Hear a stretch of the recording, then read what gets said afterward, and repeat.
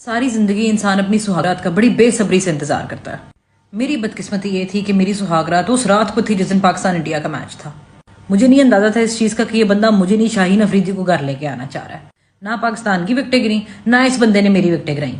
यकीन करें इस बंदे का बस नहीं चल रहा था कि अपनी बहन बाबर आजम को ये दे आए।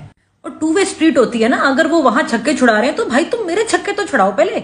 हाइलाइट्स देखने के बाद एग्जैक्टली जैसे स्टेडियम में लोग जमा होते हैं ना, वैसे इस बंदे ने अपने कमरे में अपने माँ बाप को बुलाया, अपने बहन भाइयों को, अपने कजन्स को बुलाया और उसके बाद उन्होंने शोर शराबा डाला है आके।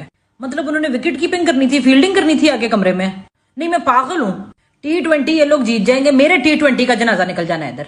अबे यार एक चौका ही मार दो, चले वो भी मसला नहीं है। फिर जिस दिन वलीमा था उस दिन न्यूजीलैंड और पाकिस्तान का मैच था। सारी रात कमरे से चीखने की आवाजें आई हैं। अफसोस इस बात का है कि वो मेरी आवाजें नहीं थी। मलिक के और आसिफ अली के नारे मारे हैं इस बंदे ने।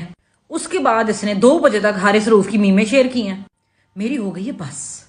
मेरी ICC वालों से दरखास्त है कि अब आपके आगे जितने भी पाकिस्तान के मैचेस हैं वो प्लीज दोपहर के टाइम में रखें। दोपहर के टाइम में हमारे बॉयज परफॉर्म कर लें, रात के टाइम में मेरा मियाँ परफॉर्म कर ले।